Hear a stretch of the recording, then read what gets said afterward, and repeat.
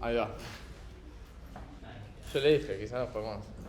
En un momento en la pandemia lo charlamos después. Bueno, la idea es arrancar de cero con Scala, ver los fundamentos. Vimos algún pantallazo recién con Nacho, vimos para mí la expresión más compleja que es el match. El resto es bastante más amigable, lo vamos a ver ahora. Así que nada, después le pusimos bueno, es un principio. También, mucho de todo esto, o sea, Scala es un lenguaje moderno, si no es que es nuevo, no salió este año, no salió el anterior. Hay documentación, por supuesto. No van a ver tanta documentación como otros lenguajes tipo Java o Node. Pero nada, hay un montón de documentación. Vamos a estar bien. Se usa a nivel productivo Scala. Sí, pero muchas de las cosas que vamos a mostrar acá son sacadas de la API oficial, de la documentación oficial. Y también las convenciones que vamos a mostrar son las que se especifican por el lenguaje. Porque nada, las convenciones son por lenguaje, nada, Scala tiene las suyas. ¿Qué entorno de desarrollo recomendamos para Scala? Bueno, recomendamos estos dos. Hoy vamos a usar el IntelliJ porque es mejor para mostrarlo acá y me evita tener que ir volviendo entre terminales. Visual Studio Code también es aceptado. A ustedes hagan el blog de notas si les gusta. Yo les recomiendo. Sublime. ¿Qué cambia, más o menos? ¿Qué cambia entre estos dos? Uno es pago, uno es gratis. IntelliJ es de la empresa o del paquete IDEA, ¿sí? Que es pago. Tienen su versión community igual que es como su versión gratuita. Nosotros vamos a usar la community, me parece. Igual nosotros, por estar en la Universidad de Buenos Aires, tenemos licencia gratuita, que la pueden pedir de IDEA. Yo la había pedido. En general los productos están buenos. IntelliJ lo vamos a usar tanto para Scala como para Java, ¿sí? Nos va a compilar, nos va a decir un montón de hints, la verdad que está bueno. Visual Studio Code es un poco más, no es rústico, pero es más plano, ¿no? O sea, ya los usamos un montón. Hay un plugin de Scala, yo empecé haciéndolo en Scala. Qué sé yo, si les gusta apretar un botón y que corra solo, tipo el IntelliJ es una buena idea. Aunque en Visual Studio Code también se puede hacer, pero bueno. Visual Code es mucho más ligero que IntelliJ, ¿no? Por supuesto. IntelliJ tiene muchas más funcionalidades. Y Visual Studio Code es gratuito siempre. Sí, siempre, sí. Bien. A medida que uno se va haciendo proyectos más grandes, ¿sí? Sea cual sea el lenguaje, en general elige opciones más ligeras porque los entornos más pesados vienen con muchas cosas predefinidas que están buenas, pero nada, cuando nuestro proyecto ya es muy grande y nosotros tenemos que hacer muchas cosas custom, tipo mejor el plano, lo configuramos nosotros y ya está. Pero bueno, no importa. Yo voy a usar IntelliJ, por ejemplo, en todas las clases. ¿Cómo se instala Java? Bueno, entran a la página de Scala, que es scalalang.org. ¿Cómo? No, está bien, no hay que nada. Y lo descargan. Y eso es todo. Se lo dejo a ustedes el resto, no tiene ningún sentido que me ponga a hacerlo acá. Yo lo hice súper fácil. No hay ningún problema. ¿Hay línea en Linux? Sí, de hecho yo tengo la opción en Mac. En Mac le saqué el print, pero al costado está la de Linux, la de Windows y hay un other que no sé cuál es. Pero es súper fácil. No vamos a perder tiempo en la clase, estamos en los mismos tres. Do it yourself. Vamos a lo más importante. Bien, ¿qué sabemos de Scala? Ok, tenemos que saber para antes de arrancar. Bueno, es de alto nivel en la clasificación que vimos la vez pasada. Es de súper alto nivel, ¿sí? Parecido a Python, parecido a Java, ese tipo de cosas. Es estáticamente tipado. Soporta el paradigma orientado a objetos. Soporta el paradigma funcional. Podríamos dar toda la materia en Scala. Como dato de color, Java también. Entonces podríamos dar toda la materia en Java. De hecho, se discutió. Todos los archivos terminan siendo .class, que corren en la JVM. Ahora explico un poco qué significa esto. Esto que hablamos antes de que son todas clases, todos los archivos son .class. La JVM es la Java Virtual Machine, que es básicamente todos los programas Java, luego que pasa por el compilador, se corren en la JVM, ¿sí? Es el runtime que corre nuestro código Java, ¿sí? La JVM. Scala no es Java, no es el mismo código, pero usa el mismo runtime para correr, ¿sí? Una vez compilado, Scala termina siendo Java y que corre en la JVM. Eso significa. Hay otros lenguajes, obviamente la JVM arrancó corriendo solo para Java, o sea, es el runtime de Java, y después se expandió. Scala, por ejemplo, no, Scala, o el que estamos viendo, Kotlin, eso quería decir, tiene una movida semejante. Es otro lenguaje, que nada que ver a estos, pero también usa la JVM, ¿sí? Bastante parecido más a Java, pero sí. Sí, Kotlin sí. Kotlin también es más moderno que Java, ¿no? Obviamente por la JVM. Es compilado Scala. Primero porque corre en la JVM. Entonces, por definición, ya es compilado. Sí, porque la JVM corre código compilado. ¿Por qué lo pongo en negrita? Porque a veces nos va a parecer, y se va a parecer a Python, que es interpretado. Porque además tiene una línea de comandos, tipo un playground para jugar. Aún así es compilado, y nunca nos tenemos que olvidar de eso. Sí, va a parecer por lo flexible que es, porque en general los interpretados son más flexibles, que es interpretado, pero no, siempre es compilado. ¿Sí? Y por más que lean en internet que puede ser interpretado, no, es compilado igual. Aunque simule en algunos aspectos ser interpretado, sigue siendo compilado, porque corre en la JVM. Ahí, ustedes quizás lo ven mejor, pero yo puse que la indentación es importante, tiene un estilo Python, de que ustedes intentan, marcan bloques con indentación, pero hay otras formas de marcar los bloques también. Pero nada, no es como otros lenguajes, qué sé yo, JavaScript, Go, C, que la indentación puede ser asquerosa y funciona igual, con los puntos y coma todo bien. Acá no. ¿Y qué versión de Scala vamos a usar? La 3X. Cuando yo era joven Padawan como ustedes, digo, ¿cómo? ¿De Java o de Scala? De Scala, de Scala. De Java la vamos a ver en 2 semanas. Me parece que vamos a ver la 11, ¿no? No me acuerdo en qué quedamos. La tercera semana. La tercera semana. No, pero ¿qué versión de Java? ¿O era 17? No me acuerdo. Java No me acuerdo. 11. Yo sugerí 11. No me acuerdo. No. Bueno, lo vemos igual en unas semanas. Vamos a usar la versión 3X. Ustedes pueden usar la que quieran de esa. Es importante porque las anteriores eran distintas. 3X es la más nueva. Obviamente 3X no es una versión, es 3, cualquier número que venga después. ¿Sí? Es importante esto, de vuelta. Yo cuando estaba ahí decía, ¿para qué me dicen esto? Si es lo mismo, no es lo mismo, cambia un montón. Todos los lenguajes tienen versiones, aunque no lo crean, sacan nuevos features, hacen nuevas cosas, arreglan bugs, los lenguajes tienen bugs, cambian versión a versión. Hay veces que respetan lo que se llama backwards compatible, que significa que son compatibles para atrás. Lo que yo corro, por ejemplo, en la versión 1, corre en la versión 2, porque es compatible para atrás, y hay veces que no. ¿Sí? Igual ya lo vivieron con Python, tuvieron que usar Python 3, y para C usaron el estándar C99, que es básicamente una versión también. Sí. Así que si compilan con un C más viejo, por ahí muchas cosas que ustedes hacían no son nada ni a palos. Y Go, claro, ellos hicieron Go. Sí, bueno, Go también. Go también igual, Go sí. usaron Golang 8. No me acuerdo. Mucho tiempo atrás. Literalmente 3 semanas. Más o menos, mes y medio. Bueno, ¿qué sabemos de Scala? Las cosas que nos contó Nacho antes. Como respeta o funciona el paradigma funcional, las funciones son variables, pueden ser variables, tiene soporte de funciones superior, tiene soporte de funciones lambda, y esto que es súper importante y no sucede en todos los lenguajes, todo es una expresión, ¿sí? Y todo retorna un valor, todo. ¿Sí? Por eso el return a veces no va a estar, o se puede poner, ¿cómo se llama? Implícito. De hecho ya lo vimos en las funciones anónimas que mostró Nacho, una sola línea, no había return. Tipo, era como una operación, no sé, sumaban cosas. Y eso es todo. ¿Por qué? Porque todo retorna un valor. ¿Sí? Eso nos ayuda justamente a no tener que poner un return. Pero esto lo vamos a usar a nuestro favor después. ¿Por qué todo retorna un valor? ¿Por qué se imaginan?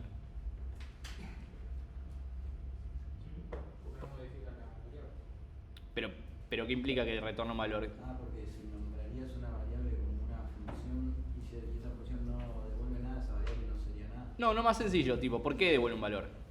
Todo. ¿Qué? Todos son funciones. Sí, básicamente. Las expresiones son evaluaciones de funciones. A un nivel más chico que el que por ahí el lenguaje les permite, pero termina siendo eso. Sí. ¿Cómo se compila? Bueno, nada, lo googlean. Yo ahí lo puse, pero autocompile, Scala y sale. ¿Por qué insistimos en que lo vamos a insistir un montón en la práctica? ¿De quién la di? Que lo busquen ustedes porque, como hoy leí que me pareció que estaba bueno, los lenguajes tipo, son totalmente anecdóticos, tipo los que vamos a ver nosotros, los que vienen en algoritmos 2, algoritmos 1, es totalmente anecdótico. Lo importante es saber aprender un lenguaje. Como nosotros, que no sabíamos Scala. Realmente no sabíamos Scala. No sabíamos Scala. Yo no sé, yo no tengo instalado Scala. Bárbaro. No lo vi. Bárbaro. Y quedó grabado encima. No es importante, por eso insistimos, como obviamente lo pueden consultar por Slack, nosotros los vamos a ayudar, ¿sí? Nada, búsquenlo. Nada, y yo le pasé Scala C, que es el compilador, abajo Scala el compilado y sale. Súper simple. Sin flag, sin nada, es como la versión más simple que está de compilación.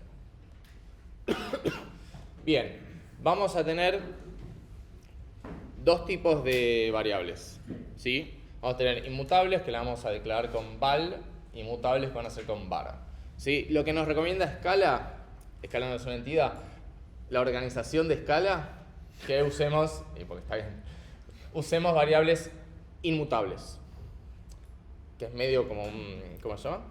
Ay, no me sé la palabra. Una convención. No, sí, también, pero un oxímoron, porque variable inmutable, o sea, no va a variar.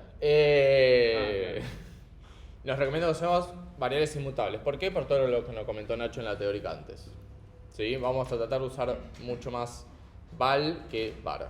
¿Por qué permite vars, que son básicamente variables y son mutables? Porque, de vuelta, es un lenguaje multiparadigma, entonces no puede atacharse estrictamente a lo que propone funcional, porque no es un lenguaje estrictamente funcional. Y ya vimos que los lenguajes no son funcionales o tal cosa, o sea, implementan programación funcional o conceptos de programación funcional, pero también implementan conceptos de otros paradigmas por ahí. Entonces, nada, tiene variables justamente. Por último, no es necesario explicitar los tipos. Hay unos lenguajes que nos piden que explicitemos qué tipos son nuestras variables. Acá no. Lo va a asumir igual, lo va a inferir, no es que no tiene tipo. Si es tipado estático. Exactamente. El tipado estático va a tener un tipo. Solamente lo que nos dice Scala es que no hace falta que me digas cuál es. Lo va a inferir. ¿Cómo se ve? Yo ahí estoy usando el playground, que ahora lo vamos a ver, que se llama tipo REPL, que es tipo como read, execute, no sé. Me parece muy gracioso el nombre, pero declaro una variable val x igual a 5 y abajo me da como retorno la variable en sí, ¿sí? Fíjense que nos dice, bueno, hay una variable x que está declarada como val, que es un entero, ya lo asumió, que es un 5, lo mismo abajo. Yo puse un texto y lo asumió que es un string, ¿sí? ¿Por qué hay algo abajo? ¿Por qué me devolvió algo? O sea, ¿por qué me muestra esto val x 5? No, o sea, pero ¿por qué? ¿Por qué no hay vacío? Porque yo declaro una variable. Una variable no hace nada, o sea, declara la variable. ¿Por qué me devolvió algo cuando yo ejecuté esa línea? Todo devuelve algo. Entonces, una asignación devuelve la misma variable. Entonces, por eso la está mostrando abajo. No es porque se dio cuenta que nosotros la declaramos y, che, vamos a mostrarle cómo quedó. Sino es porque retornó la variable. ¿Sí? Todo retorna algo acá. Vamos a ver si nos acompaña la cámara. Acá está. Por ejemplo, yo estoy acá en una carpeta que se llama prueba escala. Ahí va. Si ustedes lo instalan bien escala, al poner escala ya les abre como el playground. Y ahí juegan y le dicen la versión de escala, que yo tengo la 3.3.0. Fíjense que por atrás está usando un Java OpenJDK, que es el JDK de Java. Nada, que JVM va a usar al final de todo. Y si ponemos de vuelta val x igual a 5, ahí está el otro, magia, wow, maravilloso. Bueno, con esto podemos probar cosas. Hay algunas operaciones que no salen del todo bien, no porque funcione mal el playground, sino porque cuando empezamos a tener cosas más largas, empezamos a meter espacios, no termina de parsear o ponernos de forma cómoda todas esas cosas. Por eso, nada, yo lo empecé usando, después no me gustó. Por eso tenemos las dos cosas. Esto es, no lo presenté, este es el IntelliJ, se ve súper pequeño lo que no es el código, pero nada, lo único que vamos a hacer es compilarlo, darle play. Que no sé por qué, acá solo está el de cosas. Pues no tenemos main. Ahí está. Bueno, volvemos. Bueno. ¿Qué hora estamos? Sí. Todo bien. Uf. ¿Pasó uno o pasó dos? No, pasó dos, ¿viste? Ahí va. Bueno. Sí, te digo acá. Todos, en escala todo tiene tipos. Sí, a ver si lo podemos agrandar desde acá.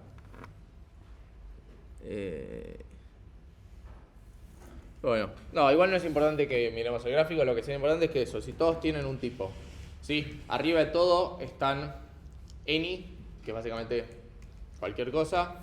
Abajo están los matchable, o sea que todo es matcheable. Esto va de abajo para arriba, ¿no? De matchable, qué sé yo, está anyval y anyref, o sea, valores y referencias. Todos tipos tienen un valor, por ejemplo, voy a enfocar en uno, tipo el entero, que es este. Es asimismo anyval, está mal dicho, pero podríamos decir que es un anyval, que está heredando lo que es anyval. Después vamos a hablar de herencia. Que también es matchable y también es any. Entonces, matchable ya es una palabra que no nos gusta, porque tiene que ver con la expresión que no nos gustaba, que era el match. Int yo lo puedo usar para matchear. Lo mismo con boolean, qué sé yo. Nada.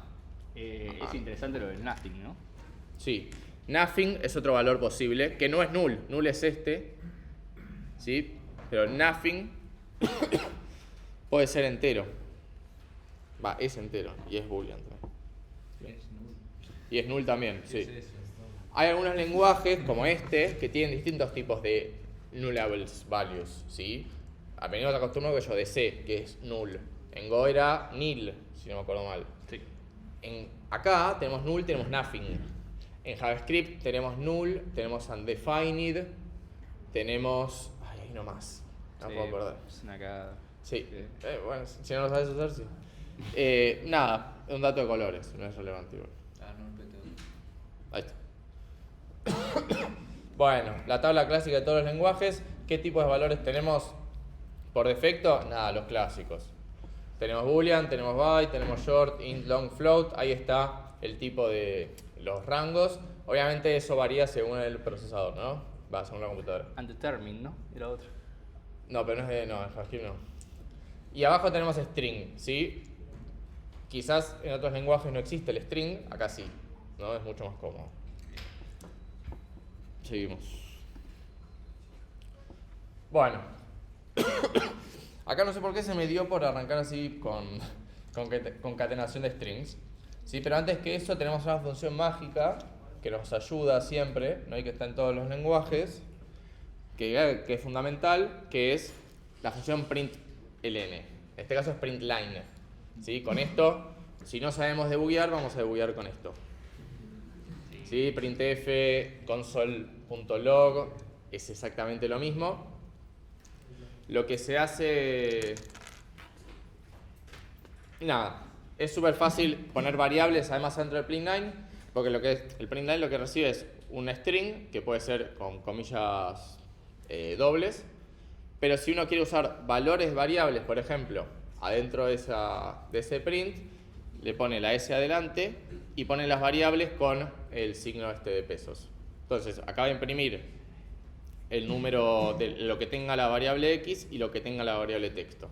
¿Sí? En este caso era 5 y no era texto, era otra cosa, me parece. Pero se ve que lo hice de vuelta.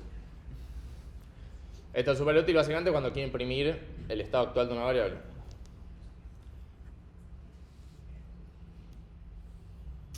Ahí está. Bueno, esto lo copié y pegué así como está. ¿Por qué? Porque esto es la convención que recomienda Scala-Lang para lo que es llaves y espacios. ¿Sí? ¿Por qué? Porque ambos son válidos para marcar bloques. ¿Sí? If, for, todo eso. Que no vamos a hacer demasiado. ¿Por qué? Porque Nacho nos comentó que no podemos en funcional. ¿Sí? Pero por ejemplo, si para probar su código necesitan hacer algo de todo esto, ¿sí? Ahí les dejamos, bueno, cuándo se usa uno o el otro. ¿Sí? Por ejemplo, acá te dicen en los while, nunca omitir las llaves. Tipo, ahí tienen que estar siempre. De vuelta, esto es una convención. Si ustedes pueden hacer lo que quieran, yo estuve probando, por eso antes había como código que probaba cualquier cosa. Pueden hacer lo que ustedes quieran. Nada. En general conviene seguir las convenciones porque para eso están. Y hace que todos hagan lo mismo. Más de convenciones, qué sé yo, en un mes, después del parcial. Hablamos de principios de diseño. No. ¿Es antes? Antes. Es antes, tenés razón, es antes. Sí. Bueno, condicionales. Acá lo damos porque se escala 101. ¿Sí? Pero no vamos a usar condicionales, al menos como está puesto en la primera. ¿Sí? Es exactamente igual a la mayoría de los lenguajes. Retorna un valor, como todo. ¿Sí? Y lo pongo de vuelta, son expresiones, ¿sí? No declaraciones. Acá no declaro nada. sino que son directamente expresiones. Por eso, el primer if, acá es cuando yo digo que la indentación te juega una mala pasada en el playground, porque no te deja, y si lo pones te explota, entonces queda feo, pero al tener llaves no son necesarias. Puse si x es igual a 5, un 2, si no un 6, devolvió 2. ¿Está bien? No le tuve que poner un return, no le tuve que poner nada. El if ya es una expresión, ya retorna algo. Hay otra forma de escribirlo, que es la de abajo, que tiene más pinta a, si usaran al lenguaje que lo aceptan, expresiones ternarias, ¿no? Tiene como, se parece más a eso. Nada, si es true devuelve lo primero, si no lo segundo. ¿Sí? Bien, acá hay otra forma. Ahí fue sin llaves, hay que poner la palabra then. Nada, hay un else if. Nada, no lo vamos a usar, así que avanzamos. No deberían. Bueno, los ciclos. Acá ya es discutible. Un for así como está no lo vamos a usar. Pero sí vamos a hacer ciclos. ¿Sí? Los for pueden ser tan complejos como uno quiera. Acá ya no es más el for int i igual a 0. ¿Sí? Necesitan lo que se llama generadores y pueden tener wards. Bueno, ¿qué es todo esto, no? Bueno. Acá yo estoy creando una variable, por supuesto inmutable, que se llama números, que es una lista. ¿Sí? Que tiene 3 valores, 1, 2, 3. Y abajo lo que hago es, hago un generador, que es este, ¿sí? Que es básicamente lo que me genera la iteración, que es qué valor va a tener en cada iteración, y luego del do viene lo que hay que hacer. Fíjense que acá está en una sola línea. Podría tener llaves, ponerlo abajo. Nada. Esto de poner cosas en una sola línea intenta parecerse a lo que es funcional. ¿Sí? Ahora es súper raro, ¿no? Que se lo diga así. Pero en general es funcional, todo queda en una sola línea al ser declarativo. O multilínea, pero todo como un mismo statement. Claro. Ahora vemos lo que son wards en la siguiente. Ahí está. Bien, ¿qué son wards? Bueno, son expresiones if, o sea, son condicionales y solo itera en los elementos que cumplen esos wards. ¿Sí? Por ejemplo, el primero no tiene nada, es exactamente igual al anterior. El segundo hace lo mismo, el mismo generador, pero acá tiene un ward, que lo hace solamente para los que el valor módulo 2 de 0, o sea, todos los pares. ¿Sí? Con esto también me estoy evitando el clásico if adentro del for, tipo if algo continue, acá lo evito directamente. ¿Sí? Puedo tener tantos wards y tantos generadores como yo quiera, ¿sí? Y puede ser tan complejo como esto, ¿sí? Tengo 2 generadores y 2 wards, ¿sí? ¿Qué es lo que hace este código?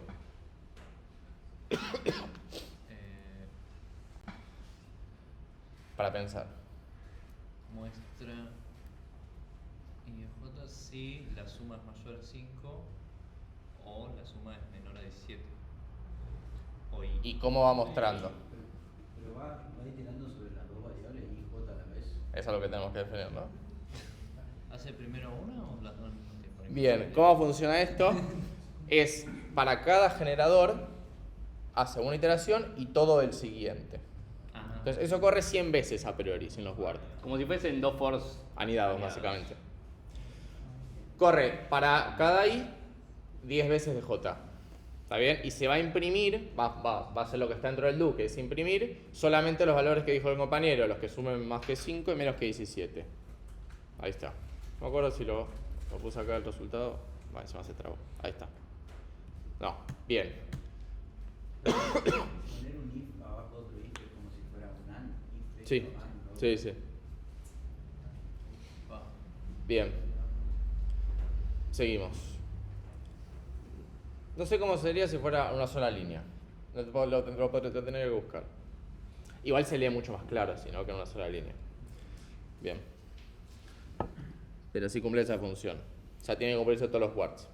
Bueno, tenemos una expresión mágica que Python también la tiene. No todos los lenguajes la tienen, de hecho yo no la conocía. Que se usa en lugar del do, que es el yield. ¿Sí?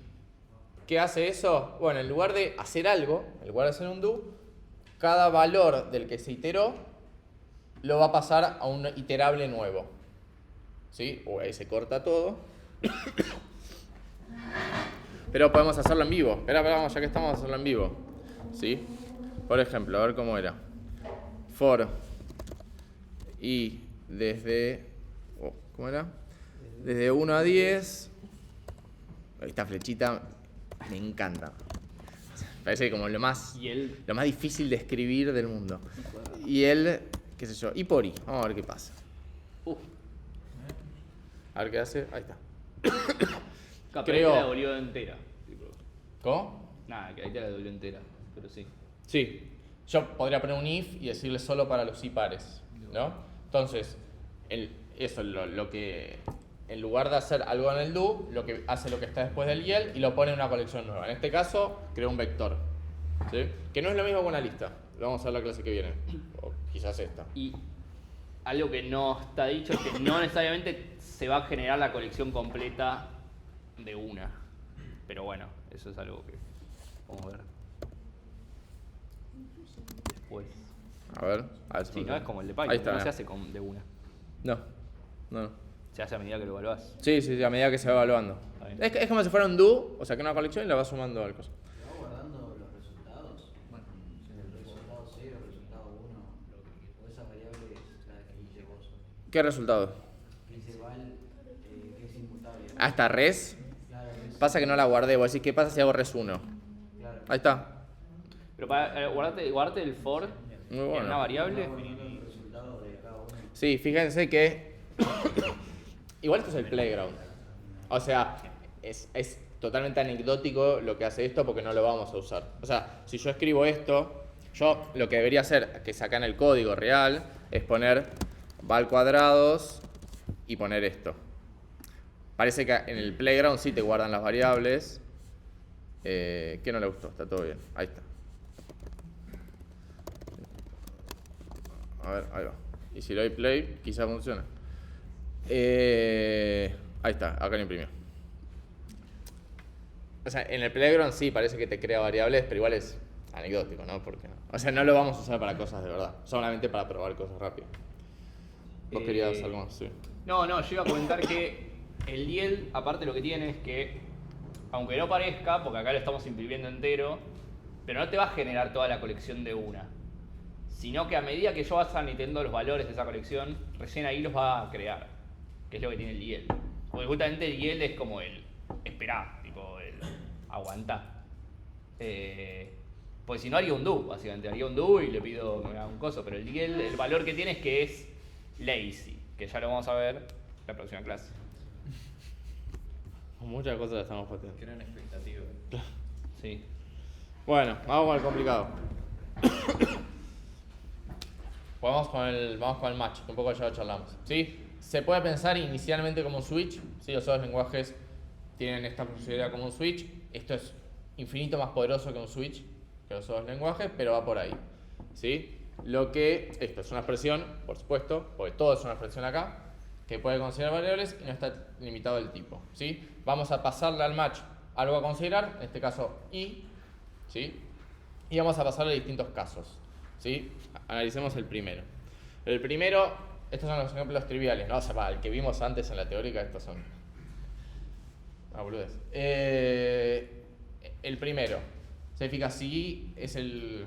Vale 1, devuelve 1, si es 7, devuelve la palabra 7, y tenemos ahí se puede poner con guión bajo el caso default. Si no entró ninguno, entra acá. Básicamente, muchos lenguajes tienen esto en el switch. Después, podemos empezar a meter potencia a esto.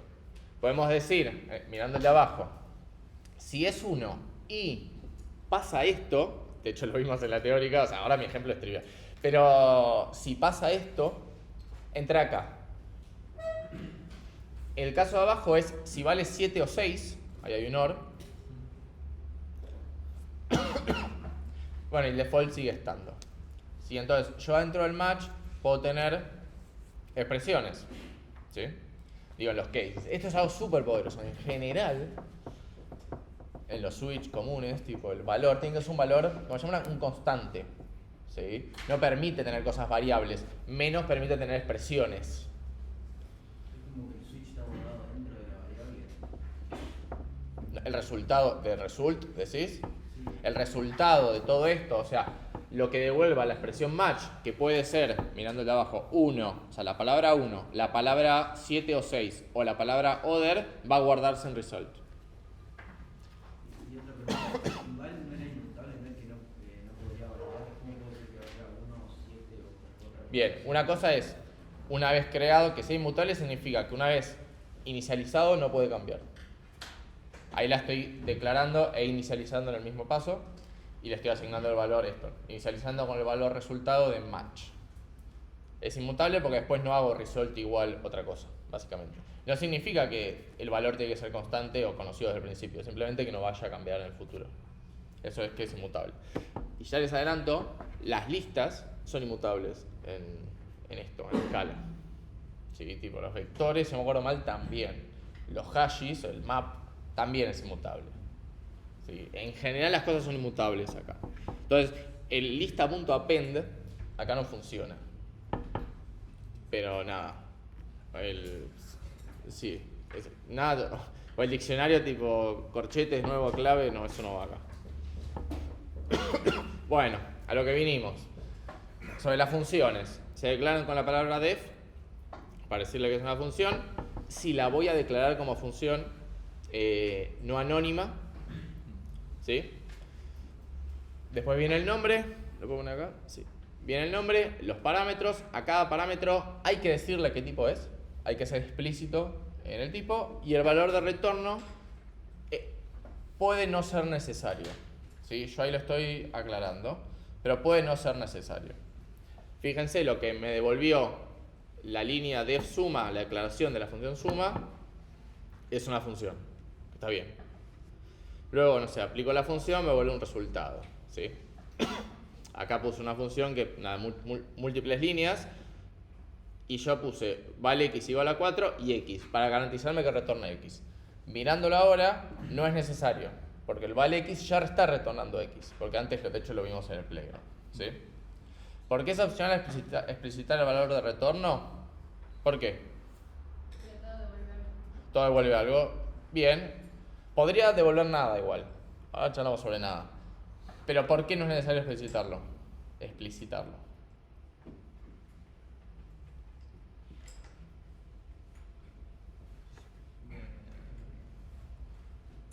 Complicado. Podría Po- volver a sí misma. Sí, no, pero porque lo puede asumir. Tipo, lo sabe que o espera el return o espera al final de la línea. Y se fija que hay ahí esto, y pueden ser de una sola línea. De hecho, la mayoría de las que vamos a hacer son de una sola línea. ¿Sí? Vamos a jugar más a como Nacho lo llamó el pipeline, que son declarar muchas funciones de una sola línea en lugar de una grande. ¿Sí? ¿Alguien sabe lo que es un pipeline? ¿Qué es? Porque lo vamos a usar muchísimo. Como le dijo Nacho, yo quería como estar seguros.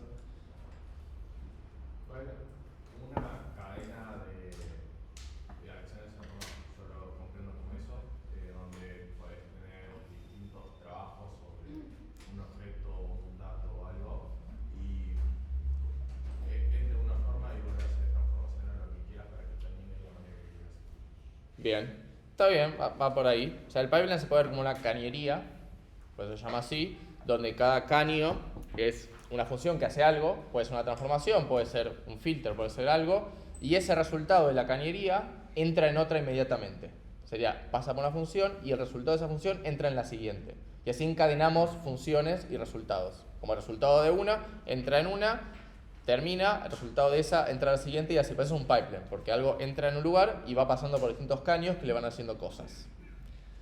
Por eso esto cuando Nacho dice vamos a tener un pipeline de funciones una bajo la otra, es porque van a ser un listado de funciones que se van a ir ejecutando en ese orden y los resultados van a ir pasando de uno a otro. ¿Sí? Lo que es pipeline se usa muchísimo para otras cosas también, no solo para esto. Sí, exactamente. Exactamente. Sí, es eso. Bueno. Bien. Algunos datos esto es súper dato de color. Pero esto, cada variable puede tener un valor por defecto. A veces nos viene bien meter un default. Acá, por ejemplo, en el primero, Fíjense que cuando es de una línea, le puedo poner un igual a lo que ya hice en la anterior. Y la línea, y ya está. Esa es la función. Por ejemplo, B le puso un valor por defecto, entonces, y que imprima el valor de A y de B. Si yo la llamo con solamente Fede, o sea, un solo parámetro cuando recibía 2, el segundo lo asume y es defecto. Muy bien. Si lo llamo con dos valores distintos, va a usar los dos valores. Si le pongo 2 default. Perdón, no. Fíjense que acá yo los paso como cualquier lenguaje. Tipo, el primero corresponde a, por eso le imprime A de Fede. Este corresponde a B porque viene segundo acá y por eso imprime B es P. ¿Sí? Yo lo que puedo hacer es, esto Python lo soporta, es especificar qué variable o qué parámetro es cada valor. Yo puedo pasar primero B, aunque estaba segundo, diciendo, che, esto es B, o sea, B igual esto, y A pasarlo segundo. ¿Sirve para este caso puntual? Y no, la verdad que no. ¿Para qué nos sirve esto usualmente? Y esto Python lo hace muy bien. Cuando funciones, que no deberían porque es una mala práctica, tienen muchos parámetros, 10 supongamos, es un exceso, uno debería completar todos hasta llegar al que necesita.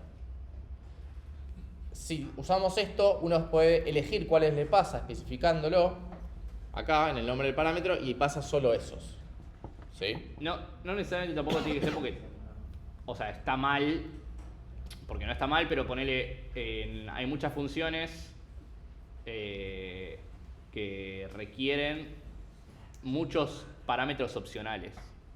Y Sí. como los parámetros opcionales tienen un orden arbitrario y uno para llegar en el orden al parámetro opcional que uno quiere setear, yo ponele, el primer parámetro es obligatorio, pero después tengo 4 más que son opcionales, que tienen un valor por defecto. Cuando digo opcionales es que tienen un valor por defecto. Y yo quiero pasarle el valor del cuarto y no quiero poner el segundo y el tercero, porque yo quiero usar el que es por defecto. Y si yo lo pongo en el orden, me lo va a tomar en ese orden que está. Entonces yo cuando quiero setear el cuarto, seteo el segundo en realidad. Entonces para compensar ese caso, lo mismo que Python, puedo hacerlo por nombre. Entonces si yo sé que el parámetro se llama redondeo o redondear y es un booleano, es recién el cuarto parámetro, pero le pongo redondear igual a true, por ejemplo. Eso es algo que se puede hacer y es re común en funciones que tienen muchos parámetros opcionales. Sí, en general de cosas que no hicimos nosotros, tipo de utils, ese tipo de cosas, matemáticas. En cosas así Sí. muy generalísticas y muy que están hechas para que puedan hacerse 1000 cosas. Por eso tienen muchas cosas opcionales. Bien, al llamar la función que llama algo sin parámetros nos falla.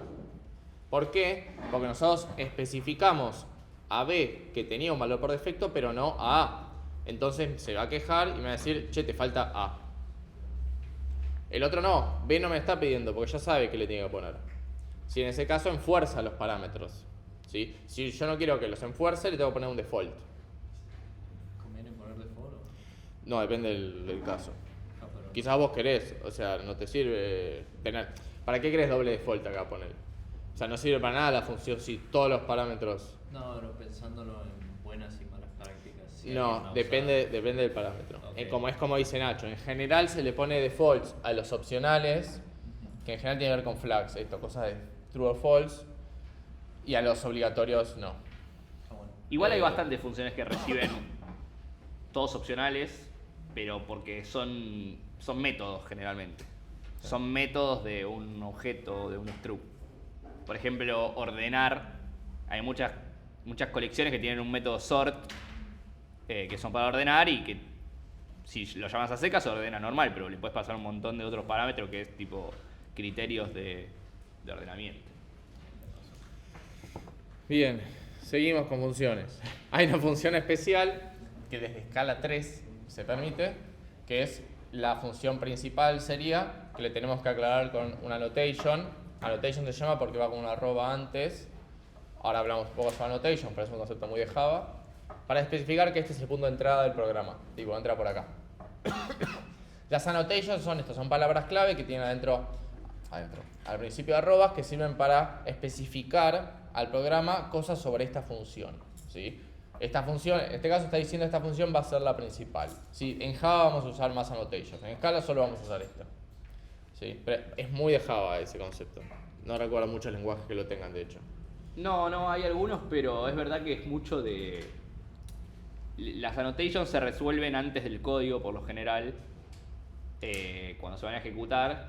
Hay alguien que se llama un annotation processor, que procesa todas las annotations que encuentra y establece con eso reglas para después ejecutar en el código. Pero eso es la JVM, ¿no? Eso ya después en ejecución, sí. Sí. Y en Java es creo que el lenguaje con más annotations. De hecho vamos a ver annotation para lo que es testing y eso, vamos a usar annotations. De hecho, les adelanto que, por ejemplo, para indicar que una función la tiene que ejecutar como test, se pone annotation test. Tipo, en general también se usa como metadata, digamos, como para especificar este tipo de cosas. Sí, Pero igual no importa, lo no vemos en importa, Java. no importa. Pero nada, le tengo que poner main para que ejecute esto, básicamente. De hecho, el compilador, el IntelliJ no me dejaba darle play, me desapareció el botón antes porque no tenía el main. Bueno, vamos con estas cosas que lo vamos a usar muchísimo. Bueno, tenemos las funciones map y filter, ¿sí? Que son funciones que ya vienen definidas para lo que son colecciones. ¿Sí? Hay, por ejemplo, una lista. ¿Sí? Ambas funciones, map o filter, reciben funciones con parámetros. ¿Sí? Map lo que va a hacer es, va a aplicar a cada elemento la función pasada por parámetro generando un valor nuevo. ¿Sí? Por ejemplo, si yo a map le paso la función multiplicar por 2, lo que va a hacer es generar una nueva colección con todos los valores de la colección multiplicado por 2. Es semejante a yield, ¿no? En ese aspecto. De hecho, lo hicimos con yield. Map es súper poderoso porque puede transformar transforma uno a uno cada elemento. ¿Sí? La longitud de la colección final es exactamente igual a la inicial. ¿Sí? Porque de vuelta transforma cada uno de los elementos uno a uno y los agrega en la colección nueva. ¿Dónde está? No lo veo el ejemplo de map. Si no lo escribimos. El último. El último. Por ejemplo, yo definí acá en la lista 1, 2, 3, 4, hay una función spar que retorna true si spar, trivial, y una que multiplica por 3. Tenemos, si yo llamo l.map, L era la lista, y le paso la función por 3, fíjense que es una función que ya está definida en L, ¿sí? Yo no la tuve que definir. Que podríamos definirla, igual no es tan difícil de programar. Lo que hace es una lista nueva, los elementos multiplicados por 3.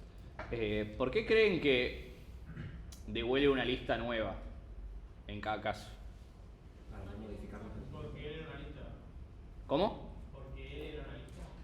Sí, pero acá dijeron bien es para no modificarlo, porque recuerden que concepto clave de la programación funcional es que los datos son inmutables y eso también aplica a las listas. Sí. Si bien Scala me deja modificar listas y objetos, No las modifican en realidad las listas. ok, pero Ahora lo vemos. vamos a ver, pero o sea, yo puedo hacer una especie de asignación, decir Sí. L corchetes 1 igual a Sí. 40, pero eso no es funcional. No.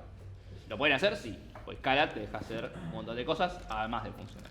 Este concepto de map, de que crea algo nuevo, una colección nueva, escala al resto de los lenguajes. ¿Sí? En otros lenguajes, por más que no sean funcional y te permiten que todas las variables cambien todo el tiempo, map siempre, por definición, siempre va a generar algo nuevo. ¿Sí? Nunca va a modificar lo que le está pasando por parámetro. La colección original en este caso. Porque en algunos lenguajes se le pasa la función y la lista, en este caso. ¿Qué hace filter? Bueno, no es lo contrario a map, porque no sé cómo definir lo contrario a map, pero es básicamente filtra la colección original utilizando la función que yo pasé por parámetro. ¿Qué significa esto? Primero, que la función que yo pasé por parámetro tiene que retornar un booleano. ¿Sí? Y filter va a ejecutar la función que yo le pasé por parámetro y va a dejar en la colección nueva nada más los que yo retorne true, que la función devuelva true. Si los que devuelva false los va a sacar. ¿Sí? Por ejemplo, yo le pasé la función acá spar, que era significa así spar, le puse lfilter spar y devolví una lista con los pares nada más. Una consulta. O sea, la respuesta es me va a dejar porque es Scala. Pero filter, ¿puede recibir por 3 como parámetro? ¿Por qué no? Porque no Porque no devuelve un booleano. Map, ¿puede recibir spar? ¿Por qué no? ¿Por qué no? ¿Qué va a devolver? La misma lista. Va a devolver si es par o no cada elemento de la posición original. De Claro. hecho, hagámoslo. O sea, en vez de hacer una list int, que es lo que yo le puedo hacer por entrada, me va a devolver una list bool, ¿no? Una list boolean.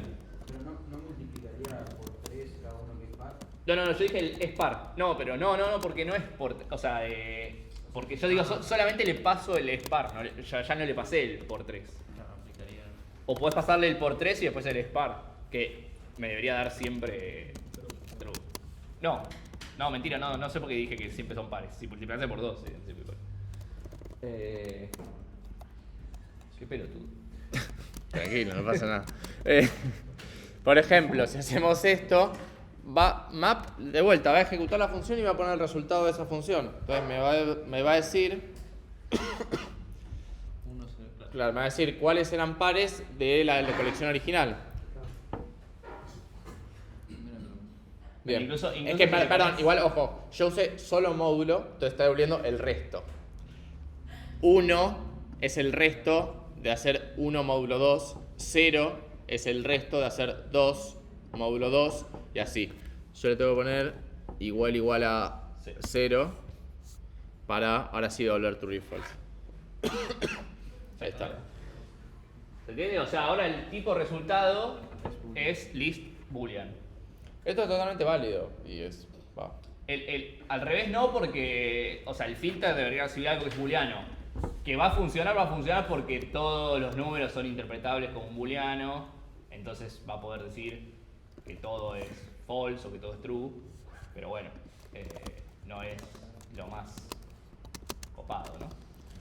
Bien, y a ver, ¿y esto cómo va a funcionar esto? Hago filter por 3. No le gustó. ¿Por qué? Porque no devuelve boolean. Ahí está. Ah, Porque sí. ahí está. En JavaScript eso funciona. ¿Por qué? Porque uno cuando pide una función como parámetro, que ahora lo vamos a ver, puedes especificar la firma. Digo, tienes una función que reciba este parámetro y devuelva esto. En este caso, el compilador se me va a quejar si yo lo ejecuto. El IntelliJ se me está adelantando y me está diciendo requiere int boolean. Bueno, esto es ¿Por qué, clarísimo ¿por qué de- requiere int? Claro. Porque L tiene int. Y esto es clarísimo de un lenguaje que es de tipado estático, pero tiene inferencia, ¿no? Que es lo que dijimos antes. O sea, un lenguaje puede tener inferencia de tipos, porque ahí está infiriendo que por 3 recibe int y devuelve boolean. Pero nosotros nunca lo especificamos. Y así como también filter, después se me queja porque dice, no, me estás pasando int a int y yo quiero int a boolean. Entonces, tipo, hay tipado por atrás. Y se infiere, pero se resuelve de antemano, ¿no? O sea, ya se sabe cuáles son esos tipos. Solamente que no los estoy especificando explícitamente. Eso, fíjense que list no es solo list, sino que es una lista de ints. Por eso pide int. Y acá es cuando podemos empezar a jugar. Y es par, ponele. Acá. Así no se queja. De hecho, vamos a ponerle val L y después imprimimos el R para que quede todo más bonito. Yo lo que puedo empezar a hacer, esto es empezar a jugar y empezar a hacer el pipeline. Puedo poner L.filter, filtrame solo los pares y al... Uy, bueno, está bien. Y al resultado, aplicarle la función por 3. Y no se queja. Eso es bueno, siempre es bueno. Devuelve solo 2 porque pares teníamos 2 nada más, 2 y 4 y los multiplicó por 3. Y si haces al revés... Perdón, y esto puedo seguir hacerlo. jugando, ¿eh? Puedo ponerle tipo, qué sé yo, map y acá meter una función. Tipo, yo le pongo x anecdótico, ¿eh? Puedo poner cualquier cosa, por supuesto. Y acá poner, qué sé yo, x menos 2, menos 3. Y va. O sea, no hace falta definir la función. Esto cuando yo les decía que en general se hace mucho más esto que definir primero la función. Porque además queda más claro. Va, no sé, O discutible. son funciones así, sí. Cuando son funciones más grosas, no. Por ahí incluso se definen, pero para Sí. funciones cortas es mucho más común, sí, poner la función anónima ahí y listo, al carajo. También pasa eso, que acá es obvio porque sumamos números. Después cuando empezamos a hablar con objetos, a veces queda más claro hacerlo anónimo y a veces queda más claro hacerlo con una función grande, qué sé yo. Recuerden que, perdón, acá este map, nada, es una función trivial, multiplica por 3, puede ser una función súper complicada, ¿eh? Puede crear objetos, puede ser una función n cuadrado, tipo, puede ser cualquier cosa, ¿sí? Lo único que tiene que retornar algo para que map lo ponga después en la colección resultado. Sí. Ahí la indentación está siendo importante, digo. No, O no, ahí yo lo todo pongo abajo punto, porque punto. convencionalmente cuando se empieza a hacer un pipeline, básicamente funciones que se llaman entre sí, se pone una bajo la otra por claridad. Es más, en todos los Lo que lenguajes. está pasando ahí es punto. Sí, esto sería, es esto en realidad, Claro. es esto. Pero esto es mucho más difícil de leer que esto. Es más, me sorprende que Scala no lo haga, por ahí falta configurar algo, pero en muchos lenguajes, Rust por ejemplo, cuando haces un pipeline y lo pones en líneas separadas, después acá, al costadito, te dice cuál es el resultado del tipo de cada operación de pipeline. Digamos, Te- o sea, te lo hace dice- el IDE, ¿o no? ¿Cómo? Eso el IDE te lo hace, ¿no? Sí, el IDE, Ah, por eso bien. dije IntelliJ. Ah, pensé que no, No, en Rust. no, por eso. Sí, con Rust, Ah, te lo hace con el vale. plugin de Rust. Por ahí con el plugin de Scala no, porque el plugin de Scala no tiene nada nativo, pero te dice como el tipo que queda de la aplicación de filter. Entonces después de filter te dice te queda una lista de ints, cosas. Y después de tres te queda una lista de ints, pero si se volviese booleano te devuelve una lista de booleans. Si incluso se lo convertimos a un diccionario te va a decir que se convierte en un diccionario. Entonces lo pueden configurar el IDE para que haga todo eso si les gusta. Bien, y acá queda más claro el concepto de pipeline, o sea, se llama lfilter. El resultado del filter pasa al map y así para abajo, ¿no? Fíjense que, ¿por qué podemos encadenar esto? Además, o sea, no es que esto es magia, el filter está devolviendo una colección. Al ser una colección, tiene el método map y por eso se puede llamar, ¿sí? No es que yo pueda empezar a encadenar funciones a lo pavote y va a funcionar todo. O sea, el resultado del anterior entra en la siguiente. No, es porque el método map, el de la línea 12, existe en el resultado del filter, ¿sí? Yo puedo encadenar funciones que no sean filter map. Tengo que tener en cuenta que la función que está primera devuelva algo que tenga la función que está segunda. Si no, acá el Scala se va a quejar. Pero no es que yo pueda empezar a encadenar funciones y mágicamente va a decir, ah, listo, el resultado de la de arriba la pongo en lo de abajo. No, esto funciona de vuelta porque el resultado de esto tiene algo, es una colección, que por eso, bueno, ahí IntelliJ es bárbaro, les dice todo, que tiene map. Map devuelve algo que también tiene map. Claro. ¿Está bien? O sea, Ustedes si pueden intenta hacer aplicar objetos- por 3 a lo que devuelve, no les va a dejar. ¿Se pueden comparar funciones? Una función con otra. ¿Cómo la compararía? Entonces, par igual por 3. No, es que igual son, o sea, estás comparando Dos posiciones de memoria. Dos posiciones de memoria y dos variables, o sea, no. Claro, ¿El filter te permite negar una condición? sí. Sí. O sea, es que en realidad no es que el filter te lo permite, sino que la función de comparación, ya vos lo que decís es por default. No, la función de comparación, que en este caso es par, debería estar negada. Pero pará, igual por ahí te lo permite, ¿eh? Si no, porque pones un... Si vos haces esto, si podés definir una función intermedia, Ah, sí. ¿entendés? Ok. Acá Pero- lo podés negar. Si pero hay pará. algo por default, no lo sé cómo es. Así con not. Fíjate si filter no recibe. Filter, lo podemos ver, a ver. Por eso. No, es una. No, pero hay veces que filter te deja esa Oh, mira, cosa. está. Ah, filter not, mirá, ahí está. Mirá. Filter not es otra. Hay otra función que es filter not, que es exactamente lo mismo. Cada vez que recibe filter common, flipped, o sea, es un parámetro. O Sí, sea, sí, pasa sí, que sí. seguro no la puede llamar. Esto, pará, analicemos esto que está bárbaro. O sea, fíjense esto, cómo está funcionando. La función filter, acá yo puse command, si ustedes en IntelliJ apretan command y hacen clic en alguna línea, les va a decir de dónde viene. Yo hice clic en la función filter, que es esta. Entonces me llevó a la definición del filter, que es parte de list.scala. Fíjense, el override se lo dejamos a Java, lo charlamos otro día. Lo que me está diciendo es la función filter recibe una función que va a boolean. Esto usa generics, también lo charlamos en un ratito, o la clase que viene, ya no me acuerdo, y devuelve una lista de ese tipo A. ¿Sí? ¿Por qué? Porque el filter no cambia el tipo. El que podía cambiar el tipo es el map. Filter lo único que hace es filtra, entonces recibe algo de tipo A y devuelve una lista de tipo A. ¿Está bien? Y fíjense que cómo está definida. Llama una función auxiliar que se llama filter common, o sea, como función común de filter, que lo que hace es, le pasa la función P, que era la de función de filtrado, y le pasa un parámetro que es si está... Felipe, anda a traducir esto. Pero si está invertido o Es no. medio galleguizado, Claro. ¿no? Y medio ahí, tipo, Sí. me flipa, tío. Quiere decir si está invertido o no. Le pasa false. Tiene otra función que es filter not, que es exactamente igual, pero llama a este filter common con el invertido true. Y acá abajo está definida filter common y está implementado. Que no importa, lo pueden ver después. Esta falopa me encanta. Digo, el tail recursion ahí es. ¿Vieron lo que hablaba de tail recursion? Me usa una anotación para decirle a la JVM que tipo anule el stack trace, porque evidentemente esto es tail recursive. Entonces. Mirá, esa no la tenía. No, es re falopa. Pero fíjense que está bueno, está bien implementado esto. De hecho, si ustedes tuvieran que implementar el filter not al mismo tiempo, tienen una función en común, que es filter common, y nada más cambian un parámetro, si hay que está invertido o no. Bien, me pareció maravilloso. Después la implementación, lo podemos. Mirá, no es funcional. Mirá. No. Y de hecho, tiene una línea sin corchetes y otra sí, algo que yo en Algoritmo 2 no dejo pasar. Pero en la convención de escala, eso está permitido. En la convención dice que eso es posible. Tiene un else dentro de él. Sí, además tiene otro if. Pero bien, entonces yo acá, esto, para seguir con esto, el filter yo puedo pasarle una función anónima que llame a otra función, puedo directamente ponerle filter not, ahora que la conocemos, y pasarle directamente spar, sería esto, ¿no?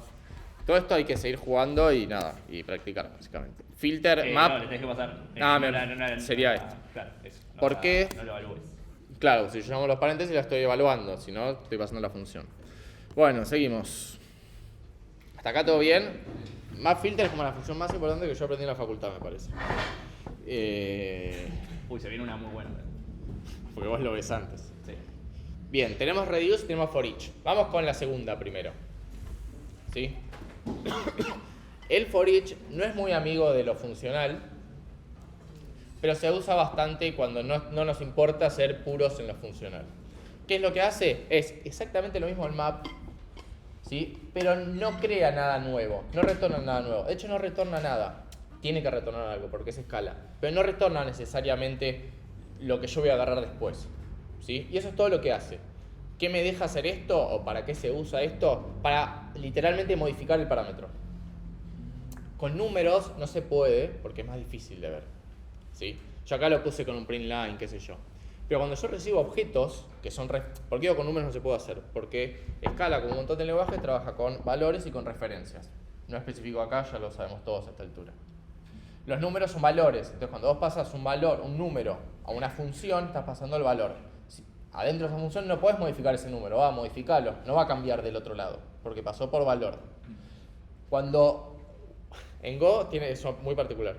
En Scala, cuando pasan por referencia, por ejemplo un objeto, que no vamos a ver objetos en Scala, pero podría ser, pasa el objeto tal cual es. Uno lo puede modificar y se va a modificar del otro lado. Entonces, en los for each se usa para eso, para recibir un objeto y tocarlo y que ya quede modificado. ¿Por qué digo que va contra todo lo que es funcional? Porque lo venimos charlando hoy, tipo, es como todo lo contrario. Es tipo, modificar los parámetros. No vamos a hacer eso. Es raro que usemos for each. Reduce es un poquito más complicado de usar, pero lo que hace es, toma una función y aplica la función sucesivamente a una lista y va acumulando el resultado. Se repicó. Vamos a probarlo. O sea, lo aplica. De hecho, si puedo... no puedo. Lo que hace es... Lo explico de vuelta antes de pasarlo. Recibe una función de dos parámetros, ¿sí? Que son dos elementos de la colección. Puntualmente los primeros dos. Aplica la función a los primeros dos y el resultado lo guarda como un acumulador. En la siguiente iteración agarra el tercero y aplica la función al acumulador y al tercero y guarda el nuevo resultado. Aplica de vuelta la función con el cuarto, el nuevo acumulador, o sea, el segundo que ganamos, y el cuarto, y así. Como la recursividad. Sí, Claro, algo así, Sí, es algo exactamente. así. Sí, el reduce es un poquito más difícil de entender. Ahí me cuesta. Muy bueno en JavaScript. Pero es muy útil esto. Cuando más que nada yo quiero obtener el resultado de una lista puntual. ¿Qué sé yo? Por ejemplo, quiero ver si una lista tiene un elemento puntual. Lo puedo resolver con un reduce. Puedo que la función retorne si el elemento está o no. Y nada. Eso es todo. Sí, sirve para mucho tipo de cuando trabajas con documentos que son tipo JSON y eso, podés como agruparlos todos en un mismo objeto con un reduce, o sea, eso es muy normal también. Ah, muy bueno eso. Sí, así vemos esto ahora. Nada, o sea, está bueno el reduce, se usa mucho menos que map y filter, pero está piola. Sí. Veamos el ejemplo. O sea, en la lista original nosotros teníamos 1, 2, 3 y 4. ¿Sí? Al principio, la primera iteración agarra los primeros dos, como dijimos, 1 y 2. Recibió 1 y 2 y la suma es 3. 3 va a ser el acumulador que se guarde, ¿sí? Que va a estar acá. Va a sumar el acumulador más el tercer valor de la lista, que es 3. La lista dio 6. El acumulador pasa para la siguiente iteración y se llama la función con ese 6 y con el cuarto valor de la lista, que es 4, y suma 10. Y ahí termina. La función de add era eso, sumaba los dos valores, imprimía qué recibió y cuál es el resultado. Y acá, que quedó mal indentado, devuelve la suma. Acá sí tengo que poner de suma al final, porque si no va a retornar lo que devuelve print line. Sí, tampoco se ve que es A, pero A es 1, 2, 3, 4, ¿no? Sí, eso quedó de las otras diapos, o sea, cuando lo declaramos. Sí. Eso, en general sirve para saber si un elemento está, para eso, sumar todo. Se usa, es un poco más difícil en general, pero sí. For each se usa bastante, no lo vamos a usar con escala. En Java sí. En Java lo vamos a usar muchísimo. A mí me gusta más el apply, que creo que varía un poco del for each. Sí, pero sí, sí me gusta más. Este lo metí hace poco porque está bárbaro. Este también se usa mucho en JavaScript. Tiene group by. Los que usaron SQL alguna vez les sonará group by, pero no es necesariamente lo mismo. ¿Cómo funciona esto? Bueno, primero que labura con diccionarios. Así que por eso ya probamos todos algoritmos 2. En general, los diccionarios no se suelen llamar en los lenguajes hash. ¿Sí? El hash como funciona por detrás. En general se llaman map. ¿Sí? Mapas. Acá también. En escala se llaman map. ¿Qué hace el group by? Bueno, lo que hace es, a partir de una función y el resultado. Lo que hace es recibe una función que recibe un solo parámetro, igual que el map, igual que el filter. ¿Qué es lo que hace? Agrupa los valores de la colección original a partir del resultado de aplicar esa función a cada elemento. Es mucho más fácil de lo que parece, la verdad. Tenemos una lista, ¿sí? Que tiene algo, otro, después y a veces. ¿Qué hacemos? Llamo a l.groupBy y la función que le paso, que es anónima, está por demás, ¿no? Está definida acá dentro directamente. Hay una función que agarra cada elemento y se fija la longitud, que sería la cantidad de letras en este caso. Entonces va a agrupar las palabras que están arriba según su longitud, ¿sí? Es como que las categoriza. Las agrupa, justamente. Es que por eso las agrupa, se llama agrupar. Y las categoriza. Por eso, ¿qué me devuelve? Me devuelve un hash map que me dice que la clave 7 tiene dos palabras. Bueno, en realidad tiene una lista, que tiene dos palabras adentro. Después y a veces, que las dos tienen longitud 7. Y la clave 4 tiene una lista, algo y otro. ¿Sí? Esto lo vamos a usar un montón. Sí, es importante entenderlo. Fíjense que literalmente está agrupando por el resultado de la función. El segundo ejemplo, fíjense que la función no hace nada, devuelve el elemento. Entonces, ¿qué va a hacer? ¿Qué va a hacer este? Bueno, se ve ahí. Pero, ¿qué va a hacer? ¿Para qué me serviría este group by EE? Para transformar la lista en un mapeo. ¿Pero por qué me interesa eso? O sea, ¿en qué ejercicio de parcial de algoritmos 2 se resuelve con esto? ¿Para qué casos me conviene hacer esto? Para contar cuántas veces aparece una palabra. Al agrupar por el mismo elemento me va a generar listas de longitud de esa palabra. O sea, la clave va a ser la palabra y la longitud va a ser una lista de eso. ¿Cómo convierto? A ver si prestan atención. ¿Cómo convierto este hashmap en un hashmap, pero en lugar de que sea la lista, o sea, que sea clave palabra, lista de palabras iguales, que sea la longitud? Otra vez, ¿no? Con un map. Con un map. Sí, los Porque diccionarios hash- también tienen map. Eso, hash, map, en realidad, ahora explico un poco qué es map y qué es hashmap. Map es una colección, entonces tiene map. ¿Tiene exactamente la misma sintaxis? No. De hecho, ahora no me la acuerdo, no es buscar, pero también tiene map. Entonces, así lo transformo. Y así les digo cómo se resuelve el ejercicio de la guía, porque me parece que lo puse. Sí, si quieren, para evitar confusiones, map con mayúsculas, que es el tipo de dato, es diccionario. Hash map es una implementación específica de un diccionario. Y map a secas, vamos a decirle a la función map, tipo, para evitarlo. Y digamos diccionario para map grande, tipo map. Sí, el tema es, usted lo viene en algoritmos 2 igual. O sea, un tema muy fuerte de esta materia es interfaces.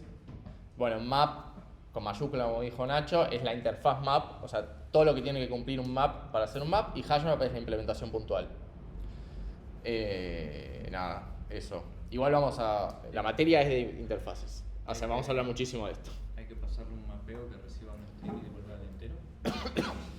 Habría hashmap, el map, primero que ya tiene que recibir Clave de valor, sobre clave de valor, o sea, no solo un parámetro, sino clave de valor, y después ver cómo convertir el resultado del map, no en algo que sea, porque volver una list, convertir eso en un map, que quizás con otro grupo ahí salga. Podríamos, si no, haciendo trampa, podríamos hacer del hashmap un for each, y ahí sí convertir los valores. Pero bueno, el grupo ahí, ¿qué hora estamos? Y 10. Estamos bien. Casi un poco menos, pero sí. Sí, estamos bien, no queda tanto. No, porque... sí, pero está bien que quede porque son para la clase que viene. Ah, ok. Sí, son las dos juntas. Ahí está, bien. Bueno, funciones de primera clase. Ya las vimos en la teórica, lo pasamos rápido. Se llaman en escala, y esta es la definición que da escala, se llaman lambdas directamente a las funciones anónimas. Tipo, así se llaman, así propone el lenguaje. Ayudan a hacer el código más prolijo. Suelen ser funciones súper cortas, como dijimos, de una sola línea. Map y filter están actuando como funciones de orden superior. De hecho, group by y todas estas son funciones de orden superior porque reciben otra función. ¿Sí? Bueno, y ambos se pueden encadenar. Todas se pueden encadenar, todas las que vimos. ¿Por qué? Porque son todas colecciones. ¿Sí? Bueno, vamos con lo siguiente. Ahí está, funciones de orden superior. Acá vamos a ver cómo se escriben. ¿Sí? ¿Cómo se escriben? Bueno, la función que quiero recibir con parámetro también la tengo que especificar cómo. Entonces, esta función que va a ser mi función de orden superior, la voy a guardar en una variable que se llame calc, va a recibir dos números, a y b, y una función f. Que la función f le exijo que reciba dos int y devuelva un int. Entonces, yo le marqué la firma f. No le estoy diciendo qué tiene que hacer adentro, pero tiene que tener esta firma. ¿Y qué es lo que hace? Nada, mucho más corto lo que hace que la definición. Le aplica f a y b. Al ejecutar esto en el playground me va a marcar que quedó siendo calc. Quedó siendo una lambda. Y esto es como dice Nacho. Las funciones anónimas, las lambdas en escala, no tienen nombre, entonces le pone un ID genérico.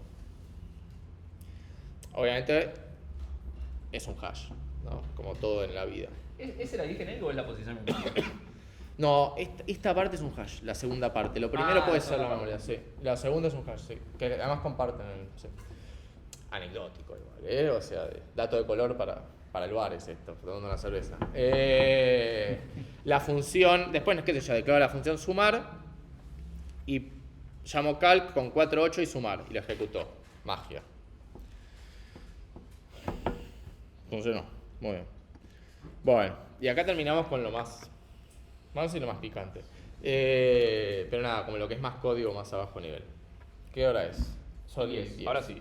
Hacemos unos minutos más y cortamos antes. Nosotros tenemos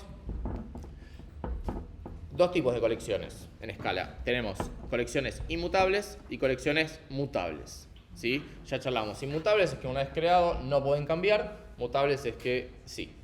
Hay límites después que dependen de cada lenguaje y de cada... ¿Cómo se llama? Y de cada implementación. Por ejemplo, en JavaScript uno también tiene una onda tipo que después le pueden crear mutables e inmutables. Entonces, por ejemplo, uno puede crear un hash, ¿sí?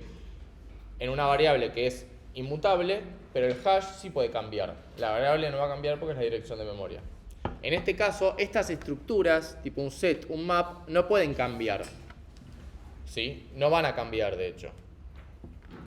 Acá tenemos map, set, ¿qué más tenemos interesante? tiene que estar del list por acá. Acá está Lista list, en líneas. acá está list, acá está vector. O sea, todos los que nos gustan, básicamente. String también. Está con una flecha. Oh, mira, hay un tipo range. Muy bueno. Y hay una queue como tipo. Ya no tienen que implementarlo acá. Bueno, como hay un. Eso, estaba mirándolos. Hay un. Adentro del map está esto que dijimos, map es la interfaz. Tenemos la implementación de hash map, que es la que implementamos algoritmos 2. Pero hay un map ordenado, que es un tree map. Que ¿cómo le decimos algoritmos 2? ABB, bien. Mejor. Bien, estos son los inmutables, que son los que vamos a usar. Los mutables. Fíjense que tenemos set y map, pero. Y están acá también. No, ¿sabes que estaba viendo eso? Es rarísimo. Sí, es raro, es raro. De hecho está explicado en la página. Debe ser que tiene tipo immutable hashmap y Sí. mutable hashmap. Sí, sí. Tipo, debe ser eso. Sí, igual vamos a usar todos inmutables, ya se les digo. Ya les digo porque vamos a hacer pipeline, funciones una bajo la otra. Entonces, tipo, no vamos a estar agregando cosas. Acá tenemos sobre mutables e inmutables. ¿Sí? Hay cosas que están de los dos lados. No, y hay cosas que están de uno solo. ¿Sí?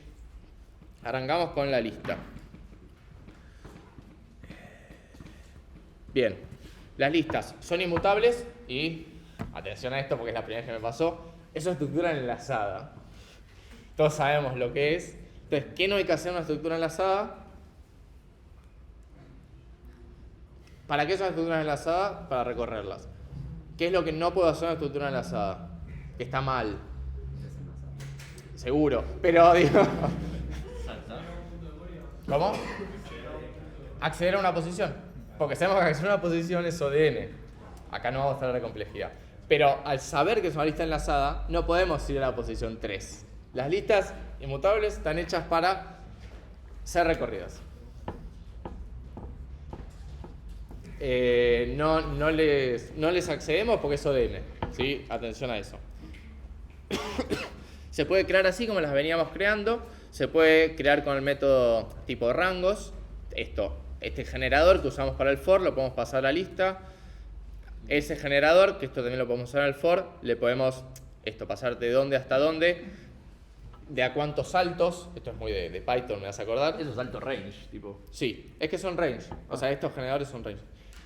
Y acá tenemos otra varianza, en lugar de 1 to 5, 1 until 5, que sería lo mismo, pero sin el final. En este caso termina en 4. De hecho, en Python también el range, el segundo valor, no lo tiene en cuenta, me parece. Digo, es hasta ese. Es hasta ese. Es hasta ese. Y si no, tenemos list.range, que es exactamente lo mismo, que es igual de Python en este caso. Retorna hasta el 5, sin el 5.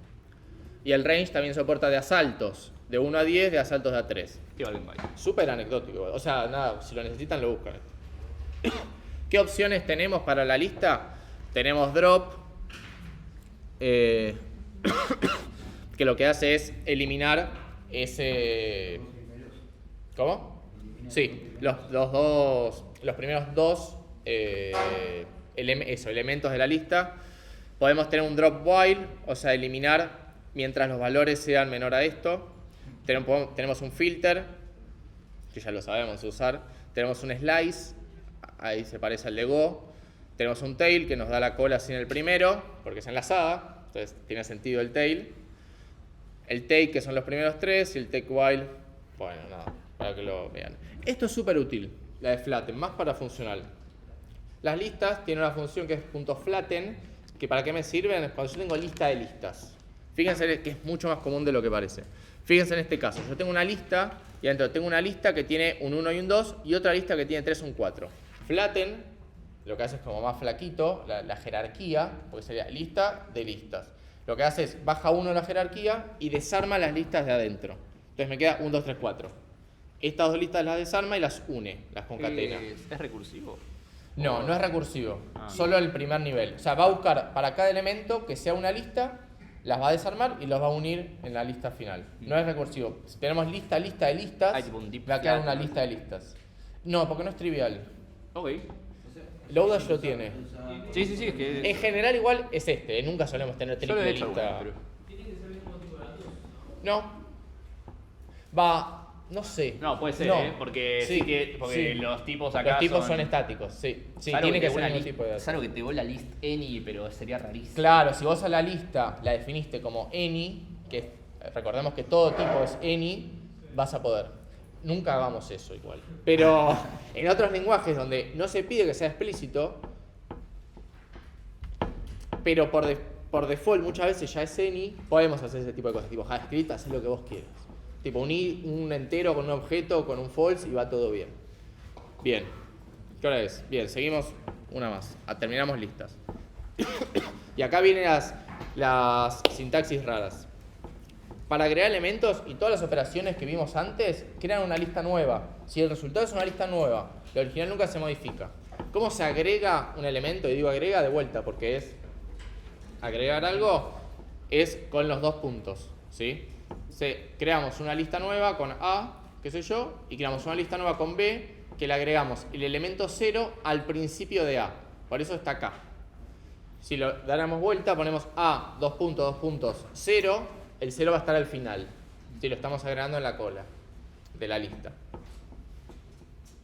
Triple, 2 puntos, concatena 2 listas. ¿Sí? Acá creo una lista nueva, on the fly, como dijo Nacho, con una lista y las concatenó las dos. Y es una lista nueva. Esto, recordad que es enlazada, no acceder a una posición en particular. ¿Sí? Esto, recordando lo que vimos en la teórica, es lo que hacíamos al revés en el match. Ahora ve cómo es.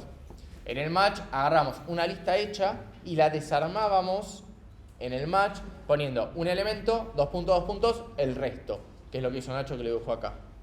Acá lo estamos haciendo al revés, estamos como el caso mucho más común, ¿no? Siempre vamos a hacer esto, es muy raro hacerlo del match. Quedó bárbaro, la verdad que quedó súper elegante el match. En general vamos a ir por este lado, pero conceptualmente es lo mismo. Sí. Esto lo de los 2 puntos es vale para este contexto, porque en el match antes había puesto 2 puntos, creo. Sí, por eso. Es lo que dice válido. Fede, es lo mismo, pero es al revés. Claro, o es sea. lo mismo, pero para listas. Okay. Sí, es lo mismo, pero al revés. Ahí teníamos la lista, que era el valor del match, tenemos lista arriba, y en el case teníamos esto, desarmábamos la lista. Dame el head, que es el que está a la izquierda, por un lado, y el resto por el otro. ¿Querés hacer una prueba? Porque no sé la verdad. Pero avanzamos tipo val A, B, o sea, create una lista Sí. y hacete tipo. O en el playground, tipo, bueno. Ahora lo podemos hacer en el playground, ya que... Dale. Hacete tipo.